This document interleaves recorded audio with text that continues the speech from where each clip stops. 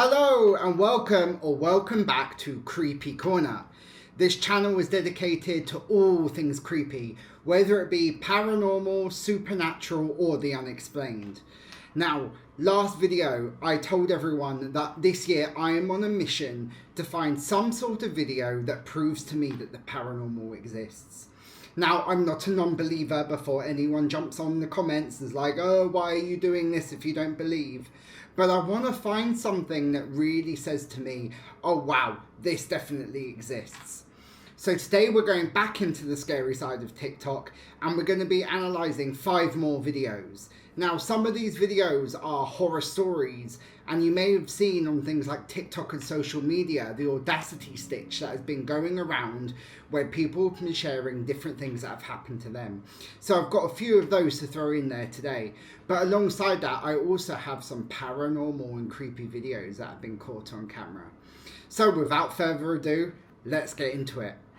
Okay, so our first video today is a horror story from the account SKJameson, who shares her experiences in her previous house as part of the audacity stitch. Let's have a look. It's a bit of a longer one and see what she has to say of all the things that she experienced living in the USA. A ghost story that sounds completely unbelievable but is entirely true. I'd mentioned this, and I used to actually film my TikToks out of the house that I'm about to talk about, but when my husband and I first moved back to Cincinnati from Fort Lauderdale, we did a lot of house hunting, and we found this really old, really big house for like a really, really good deal. It had just been flipped, so it looked aesthetically like new, but it was built in like 1910 or something like that. It had 4 stories. It had a basement, which was completely unfinished, like literally looked like the underground tunnels or something. It had the first floor, which was like the main floor with the kitchen, with 2 sets of stairs, the front set and then a back set of stairs for like staff, I guess. The second floor, the third floor, which was like the bedrooms. There were, I think, 4 bedrooms. No, there were 3 bedrooms on that floor. In one of the bedrooms on that floor, there was like a crawl space that you could tell used to be like a set of stairs to go upstairs to the attic, which had been redone to be another bath and bedroom bath combo. When we first moved in, we were a little uneasy about it like the first night, but we just chalked it up. Like, we had moved a few times, like you're always like a little uneasy the first night. So we chalked it up to that. And I should say I chalked it up to that. My husband did not believe in ghosts, does not like ghost stories, does not like anything like that. So I didn't say anything. But I also stayed at home and he went to work during that time. So I was home all day by myself and my dog. So the floors were the original hardwood floors. My dog would not walk in certain areas of the floor. Like, she literally like would not walk on the floor unless there was carpet down. I don't know if that's because like she got splinters, but she did not like it. When I was at home, I would often hear like clicking noises behind me, like just click, click. I don't know what those were. And I would literally shout like, you need to stop. Stop it now. You need to stop. Because I just had the feeling that somebody was there. My dog would bark at random corners of the house. Like, I remember one time specifically, like we were like touring the house to like my aunt or something. And she like went to a specific corner and just started barking crazily. My dog would growl at the light fixture on like our main floor in our family room. Like, it was a light fixture like that basically, except I think it was older. I don't know if they added it in, but she would constantly growl at it. I have that on video. And then in the same room, there was a handprint on the floor. I absolutely refused to go to the attic or the basement by myself because I was just so uncomfortable. Like, sun was down, I'm not going anywhere except this main floor in my bedroom. Here's where it gets really creepy. I always felt like I was being watched, but my husband woke up in the middle of the night one night and looked at me and was like, yeah. I was like, I didn't say anything.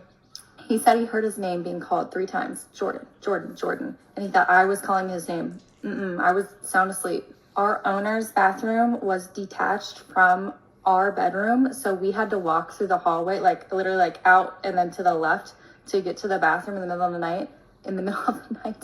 And I swear to God, every single night I swore I was going to see an apparition. Like, you just felt like you were being watched going to the bathroom. There was never privacy. Unlike getting spooked, thinking about it. Like being up in that bathroom by myself while my husband's downstairs, hated it. And my husband refused to be in that house by himself. We had a New Year's Eve party where I had a bunch of friends over, and in the videos you can see like orbs going, and they were all in the kitchen. I didn't see this happen, but they all like swear up and down that this happened. Like 3 different people have seen this happen.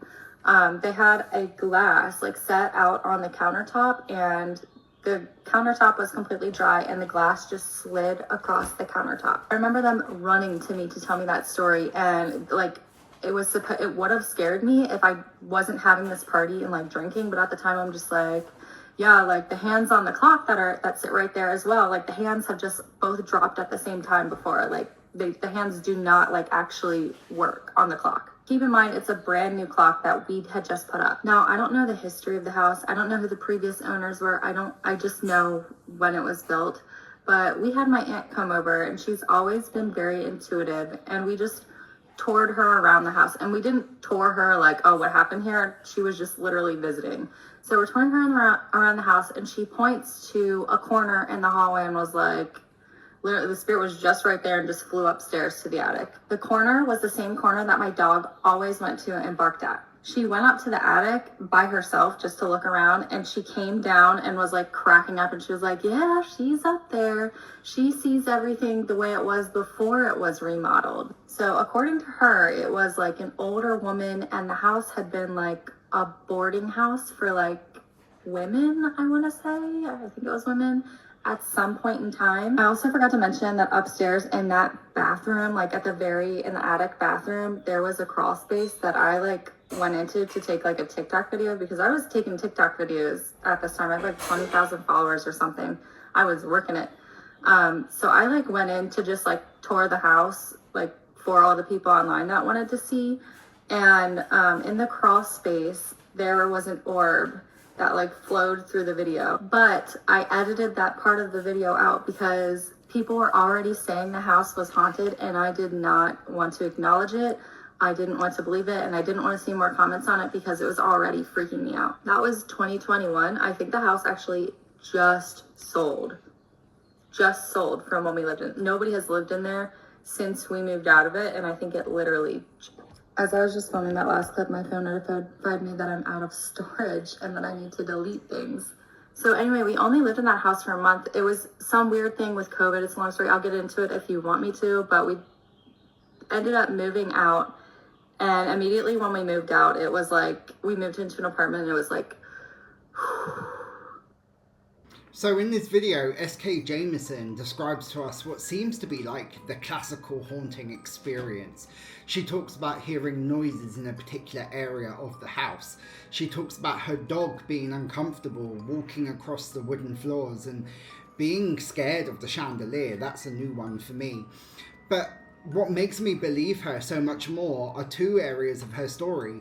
Not only does she talk about multiple people experiencing paranormal activity within the house, for example, the glass moving across the kitchen table, but she also talks about the house being at a very, very good price, which makes me think, was there something that happened before that may have got her a very good deal? But interestingly, SKJameson doesn't stop here. One of her commenters asked her to show some sort of tour, images or video of everything that she's been describing, and SKJameson follows up with a second video. Let's check it out. there should have been our first red flag. This was in the back of the house when we were touring the house. It's a fence made of these disgusting doors. That was the first creepy vibes, but we kind of overlooked that because this is a really big, nice house that we got for an amazing deal during like peak COVID when the market was crazy. The basement, I would never go in here. I hated being down here. Use this for storage, and if we had to put anything down here, we would literally just like stand at the top of the stairs and throw it down. Here's how it was staged for us. So I would sit like right here because this was where our couch was, and behind me I would hear clicking sounds. Actually, the clicking sounds would come from this wall right here where I am at.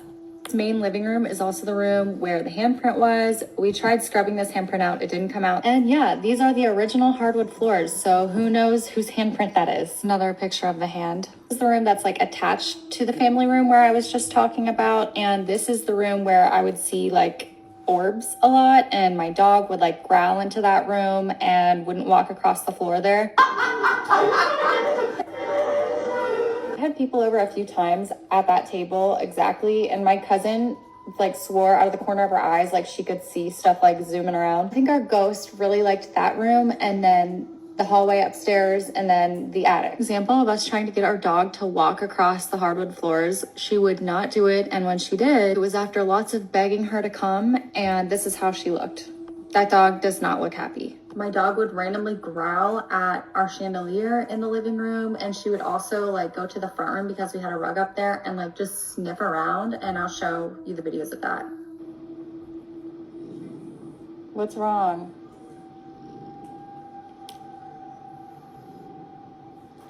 Why are we growling at it?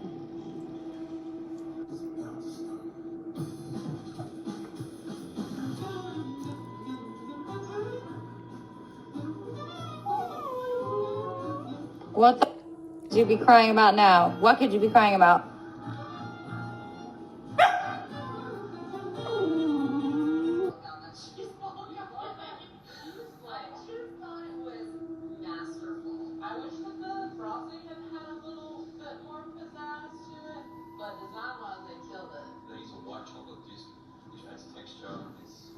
Here's the kitchen, and that's actually the clock that I was talking about where like the hands would drop all the time. This is also the exact same countertop that the glass slid across by itself. Here's kind of an example of the layout. So here's the front set of stairs right here. This is the wall that I heard the clicking, the back set of stairs right here, and then this is the basement area.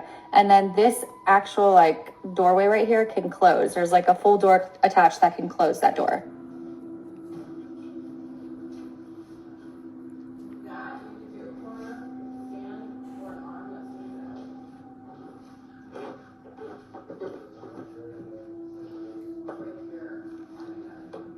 Bedrooms.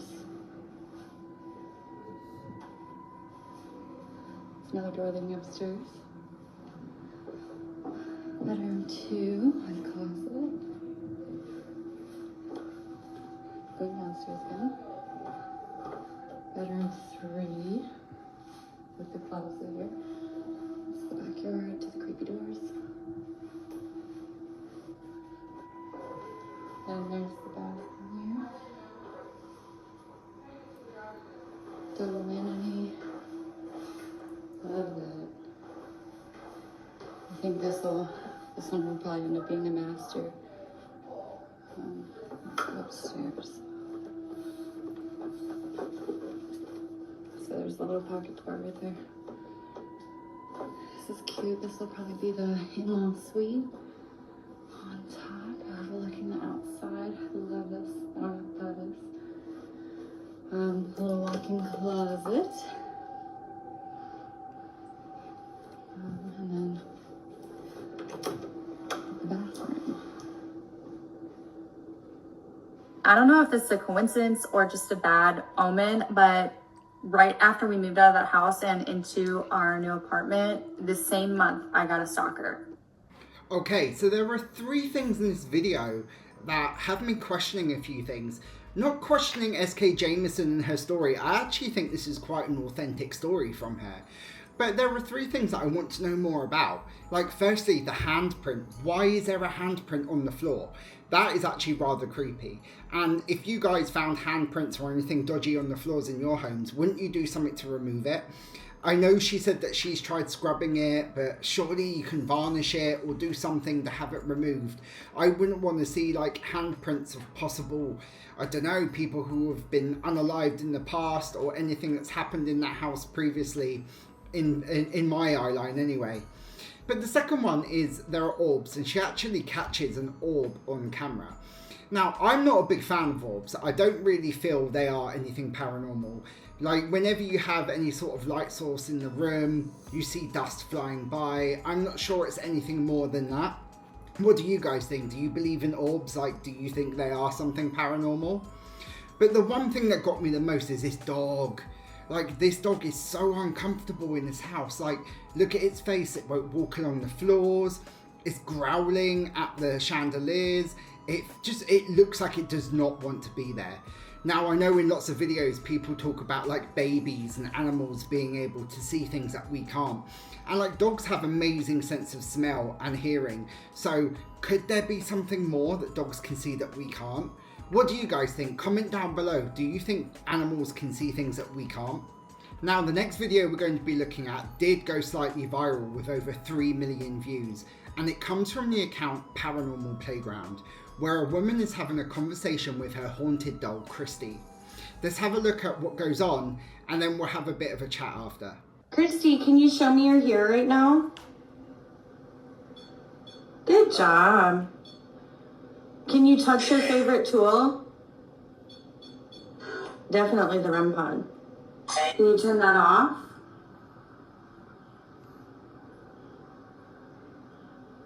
Can you turn it back on? Good job.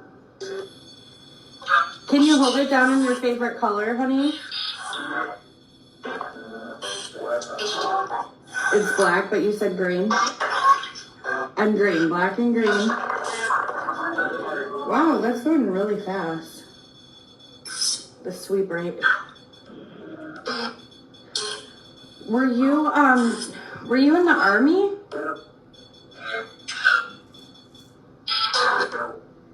You can use these words in this app to communicate anything you want to me. Are you able to piece them together to tell me how you passed away?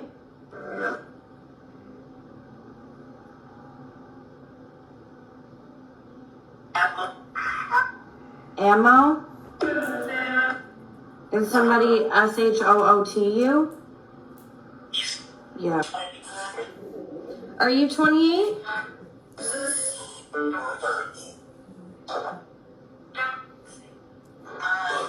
Christy, how can I help you?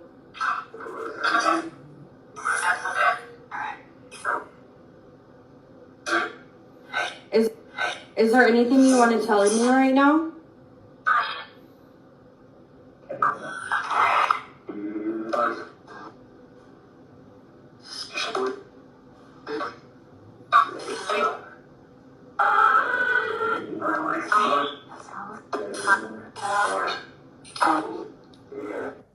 Now, I'm going to be honest, I'm not entirely sure how I feel about this video.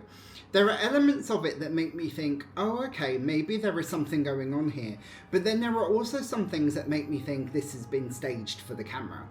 So in this video, the conversation is being had between the owner and Christy the haunted doll. And actually there are 3 pieces of ghost hunting tools that she has around the doll. She has the REM pod, she has an EVP, and then there's a third item. I'm not quite sure what that one is. She never actually tells us what she's using. Now, during the video, she asks Christy to switch the lights off and switch them back on. And personally, I don't quite buy this part of the video because anyone could be in the room switching the lights on and off behind the camera. So that bit doesn't really ring true to me. But actually, the bits that are going on with the REM pod and the EVP do suggest that there may be a spirit here in the doll. They're having a conversation which actually flows quite well. She's answering the questions of the owner. She's actually replying information that the owner's told her before. But beyond this, what really makes me think it's a bit more genuine than some of the videos I've seen before with EVP apps is that there is a lot of background noise here, a lot of white noise that goes on, and you can't really make out the whole conversation. There are parts where the doll or the spirit is saying things that don't quite make sense, which makes me think it's more legit. However, I'm going to be very honest, I'm really bad with EVPs, so a lot of the times, even though there are subtitles on the bottom, I actually can't hear if that's what the spirit is actually saying. What do you guys think? Comment down below and tell me, was it actually saying those words? Could you hear things like black and green? Or was it just the owner making up those words from noises that she could hear? Our third set of videos comes from the account Lainey and Ben. Now, this is a couple who have been documenting paranormal activity that has been occurring in their home, not only when they are there experiencing it live, but also via their home security system when they are out of the house. Let's have a look at these videos, and then I'm going to talk to you a bit about what I think. Oh, bless them. Yeah, you just thought he was just like...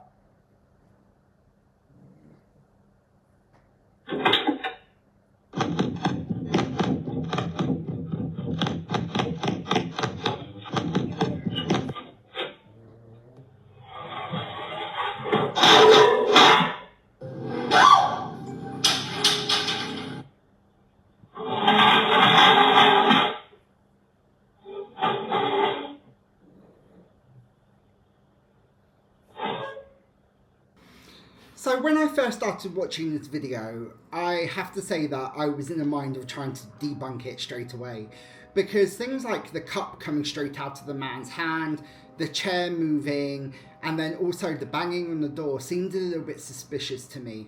In all three of those cases, the things moving could have been rigged to a fishing line, and the banging, conveniently, the woman's on the other side of the door. So that made me think, well, she's just banging on the door, and then she opens it to make it seem like she's just come up to the door. But as the video goes on, I then start looking at other things that are moving, and I think, oh, is this a setup as I first thought? So we have the bowl coming off of the kitchen table and then the chair moving right around the kitchen. And what I've tried to do is look at different parts of the video and see where would they attach any sort of line to move these things across the room. They're not like the chair, for example, doesn't move towards the empty door, which is very convenient in a lot of videos. It moves over towards the counter and then back again, and you don't see anyone there. So I wasn't quite sure if I could debunk this one or not. So let's look at a second video that they released. This one's not as viral. The first video got 11 million views. And the second one is when they're out of the house and the home security footage captures things going on within their home.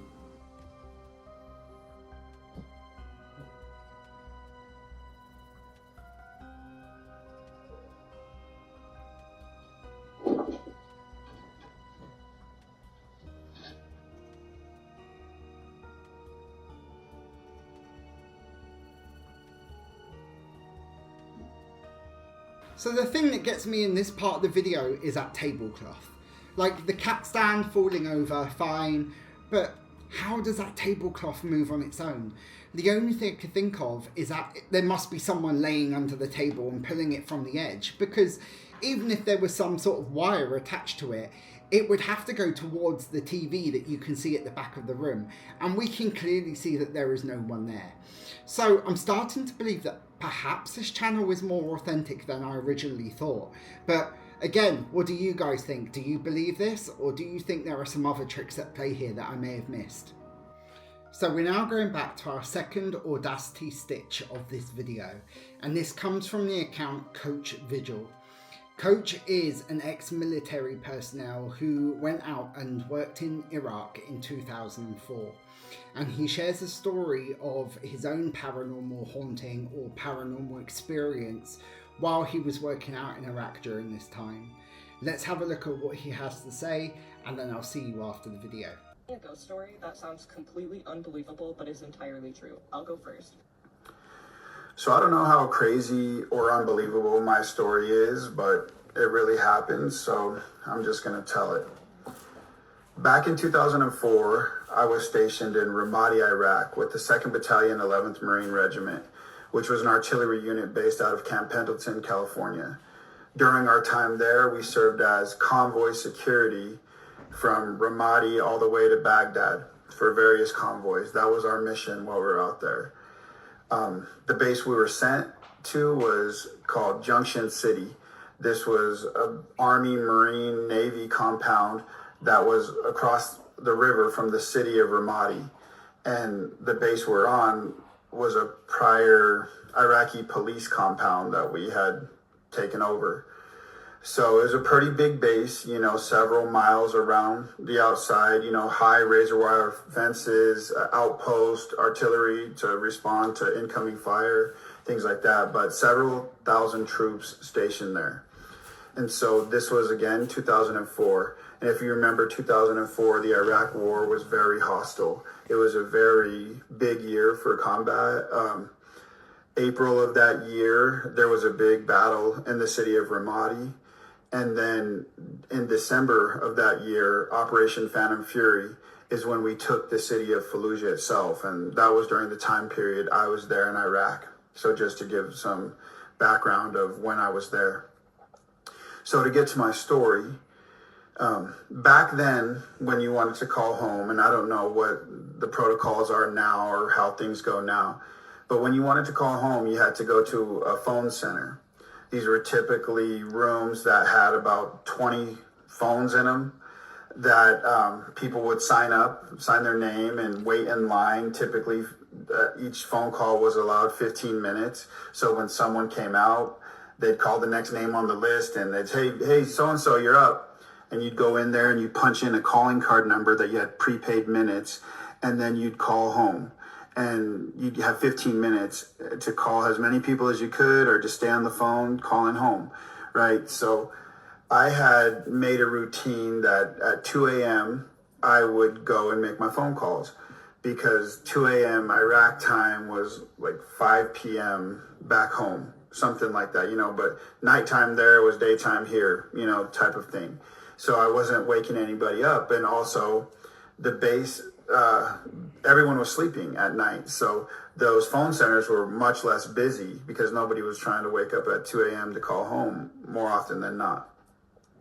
So I had a 1-year-old son at the time, and I just wanted him to hear my voice. You just never knew when your last day could be out there. So I wanted to call as often as I could, just to give peace of mind to my family that everything was okay, even if it was for a 1-minute phone call. And so I'd have my alarm set for 2 a.m. every day. And at 2 a.m. I'd wake up, I'd grab my rifle, sling it over my shoulder, and begin my walk a couple hundred yards to this Army phone center to call home. And so to make this walk, you'd have to walk across this open field. There was some grass, but there was no obstructions in this field. It was an open field, desert type of environment. But other than that, there was nothing across these fields, just a worn out path from hundreds of Marines and soldiers, walking back and forth between the barracks and the phone centers. And obviously, you're in a time of war. You're not walking with flashlights or things like that. And the only light there was the moonlight, which in the desert was more than enough. It's plenty bright. It always seemed like it was a full moon, never a cloud in the sky. So I'm making my walk. I'm making my walk across this couple 100-yard journey from my barracks to the phone center. And I'm looking at the ground. I'm looking at the ground, not paying attention, just kind of looking at my next step, looking at my feet, staring at the ground, just thinking about who I'm going to call, or, things like that. Well, about halfway there, I run into somebody, like physically, shoulder to shoulder, and I get knocked back. I get hit shoulder to shoulder, and I say, oh my God, I'm so sorry. And I'm immediately feeling like, oh my God, who did I just run into? I'm an idiot. I'm staring at the ground.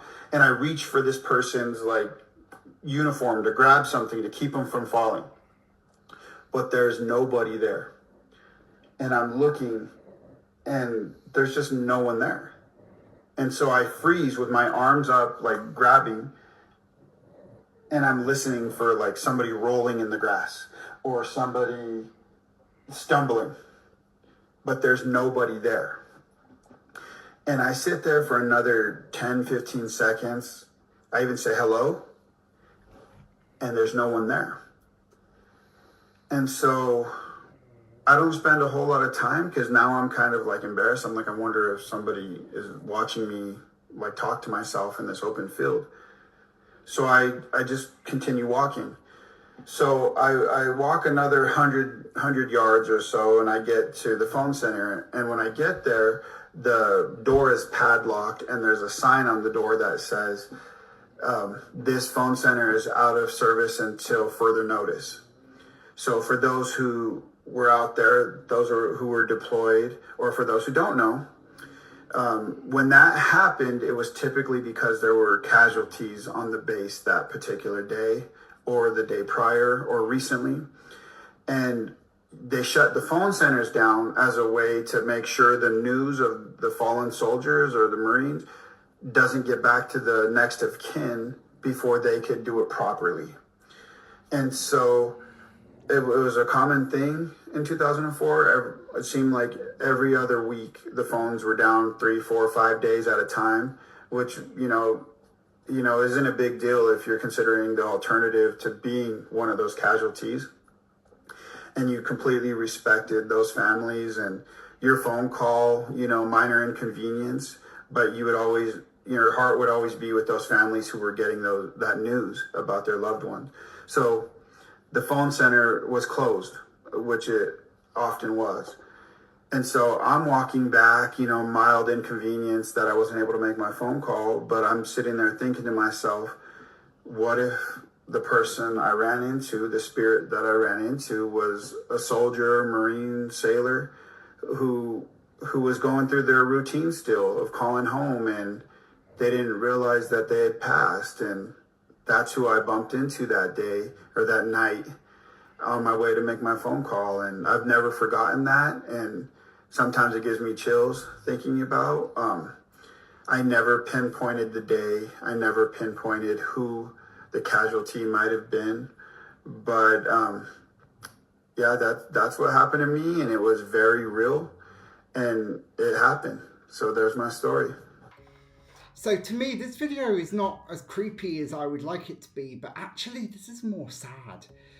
To think that someone may have lost their life fighting for their country or fighting to defend someone else's, and therefore their spirit is now wandering that land, makes me feel really sad for them, especially if they're looping over their old actions of going back to try and contact their family. I know Coachvigil doesn't post many paranormal videos on his account. This is one of the very few that he shared of his time in the military. And so I do actually genuinely believe Coach and think that this is something that he did come across. Of course, there are many things that we could come up with that could explain what he bumped into. But hearing his story, hearing what may have been the reason behind this, I actually think this is quite a heartfelt story for us to look at and share and understand that it could actually be real. And our final video for today comes from the account ShiverShade1. Now, ShiverShade1 shares other paranormal videos that they have found on the internet as well. And I'm going to admit to you, this one did get me a little bit. In this video, a little girl is finding it very difficult to sleep at night and is playing with her toys in her bedroom. Unfortunately, some sort of paranormal entity gets a hold of her and attacks her in the middle of the night. The video goes on to explain that the mother is already aware of things going on in the child's bedroom and actually goes and looks under the bed to share with you whether there is something underneath there. So let's check it out, and then we're going to come back and have a big chat about it. On the night of March 5th of 2024, a young girl is wide awake at a time when she should be asleep. Despite being past her bedtime, this doesn't stop her from playing with her toys. Throughout the night, she remains awake while keeping herself engaged in imaginary play. But little does she know, something unexpected would interrupt playtime. According to the child's mother, the family has been on edge ever since watching the footage recorded on their daughter's security camera. It's around 11 at night when this is captured.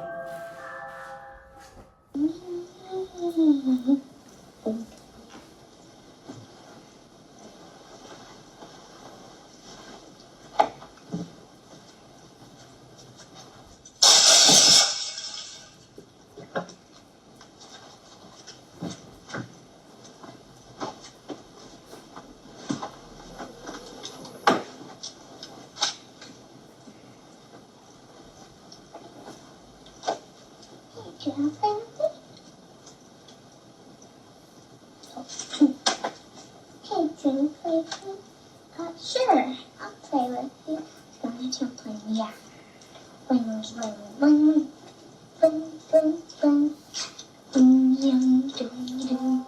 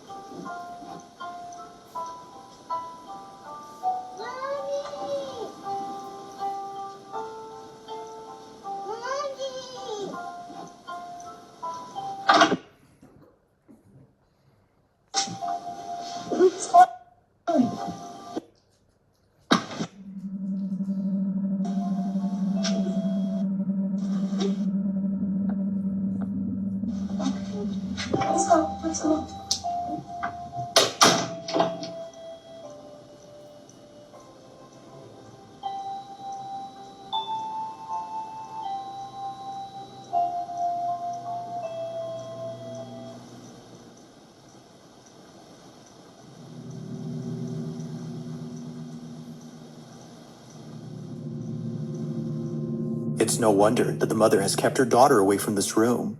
From a toy lighting up on its own and strangely playing the same song the child hums, to seeing her getting dragged under the bed in a seamless motion, the family is extremely concerned for the safety of their children. They believe that something had lured her using a toy. Although it isn't certain if the mother had asked what her daughter had seen, she's made sure to lock the room after seeing this. But only a few days later, she does this. So I've been getting a lot of questions. People have been asking me, have you been in the room? Have you guys looked under the bed? No, we haven't. We haven't been in the room in the last 2 days. We've been a little scared.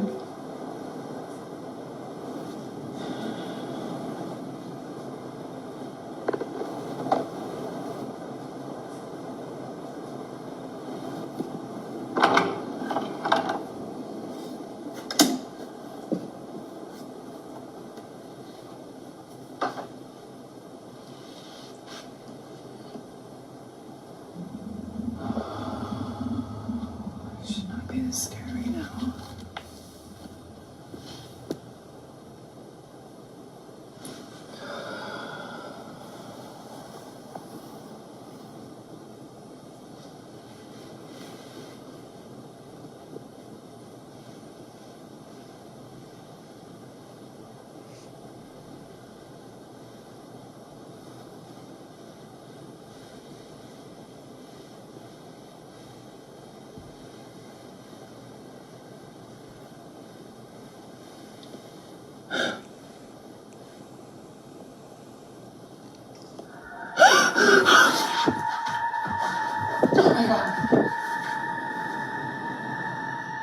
As if checking under the bed wasn't already scary enough, she captures this, a creepy-looking doll hidden below the mattress.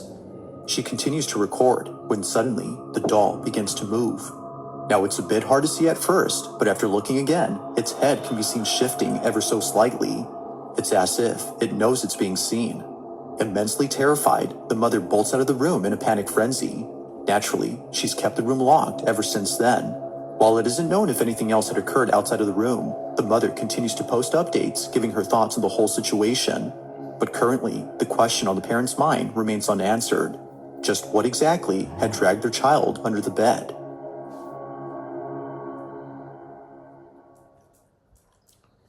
Like I said before we watched the video, this one did get me a bit. Mainly because of the sounds and the fear from the girl and the mother. The screams actually sound very, very genuine here. And I really hope that this family have not traumatized their child in trying to set up some sort of paranormal video just for views and clout and virality. But there are a few things I do want to discuss here. There are a few things in this video that do make me start to have a few doubts and think that this may be rigged for social media. Firstly, the bed. Now I understand people do have bed covers that cover down on the spaces either side, but it just seems to be very convenient that we cannot see anything under that bed whatsoever.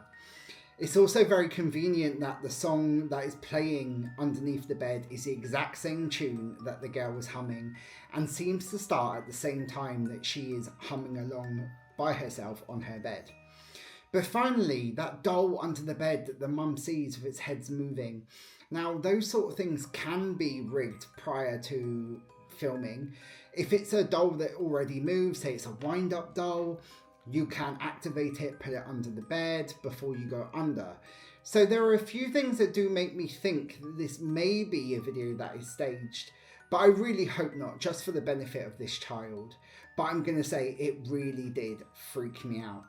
So those are our 5 haunting videos and horror stories direct from TikTok today.